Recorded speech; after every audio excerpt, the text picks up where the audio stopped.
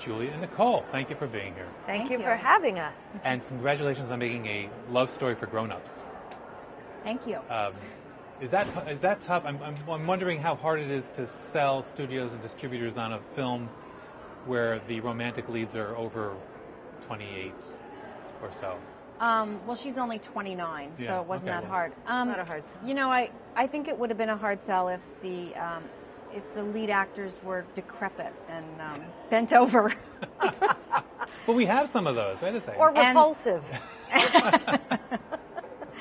But I got vibrant, sexy middle-agers, and it wasn't particularly hard. No, thank goodness. Good. Yeah. Would Julia and James, were you attached to it from the beginning? No. That didn't make it easier? No.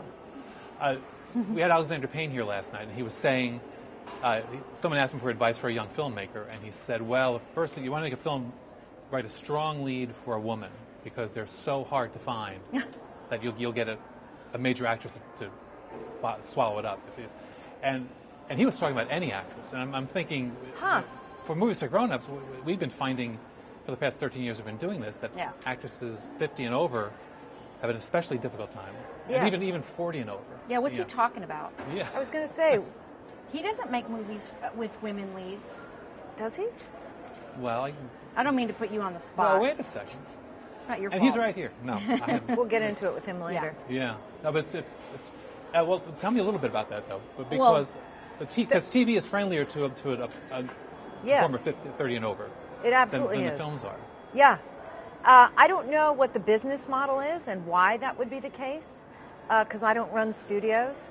But I do know that the juiciest roles I've had are on television, except for this film. No, that's true. I'm no kidding. And in addition to that, the juiciest roles for women, period, I would say, are on television right now. Yeah. There are just tons of them. So what's nice, though, is that this film, which has a very juicy role for a chick my age, has done well. And so I wonder if it's going to open up some minds to producing films for me. Yeah. I mean, I think, Bridesmaids opened up, that universe right. For women to carry movies that make hundreds of millions of dollars. This movie doesn't have to make that much money, but it's still doing really well. And I hope it opens doors and shows people that, you don't have to be, under 30 to be sexy or in love or to care about that person. How much did you like your character?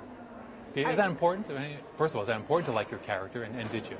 Well, I'm not sure I would say, yes, I liked my character very much, but I wouldn't say that like is the word I'd go for. I would say I understood her. And of course, you become, you do sort of fall in love with the story and the relationships. So I feel it was definitely a labor of love. But what's crucial, I think, for any actor, but I would say particularly an actor who's playing somebody who's got issues or doing things that they wouldn't necessarily agree with themselves, it's very important to understand why these things are happening. Didn't you like her? She's so likable. Oh, I totally did, but I'm thinking, I think you're asking her. the question because her behavior is not great in this movie. I saw this movie. Did you like I saw her? the movie with my wife, and at the end of the movie I said, "Did you like the movie?" She said, "I love the movie, but I'm very disappointed in how she treated him." Then there'd be no movie. And well, that's what I said. I said you'd have no last 20 minutes of the film if she was nice to him all the time. So I think she understands now. Okay, well, cool. I think that the movie tells a lot of different things. There are many different aspects of the story, but one of them, of course, is that very, very well-intentioned, good people can do very bad things, and we're all capable of it, and we all make terrible mistakes. We didn't mean to, right? I love the way the chickens all come home to roost within 3 minutes.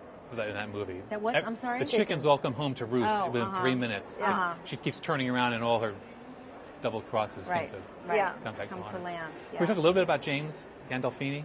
Sure. I don't know if he ever got to play a sweet and lovely person before this. I don't think so. And yet, by all accounts, that seems to be the kind of person he was. Definitely, yeah. How much You didn't write the script for him.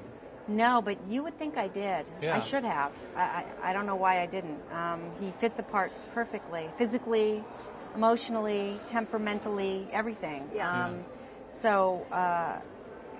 Yeah, he was wonderful in it. And he was, yes, absolutely closer to that character than other characters he's played, for sure. He's no menace. So he He's didn't not really a whack crook. people in real life? Well, whatever he did, when the camera wasn't rolling was his business. But I don't think so. Was post-production done by the time he passed away, or were you still... The movie was done. It was done. The reason I ask is because that last scene when you're sitting next to him on the steps there, and you have this... You hold your gaze on him for the longest time. And as a film goer who knows what happened, I'm feeling like I'm saying goodbye to him. And it's interesting that you held that scene for so long, because it seemed like you were giving us as an audience an opportunity to sort of linger on him a little bit longer. It just was fortuitous. And it's so cool the way he's kind of looking out.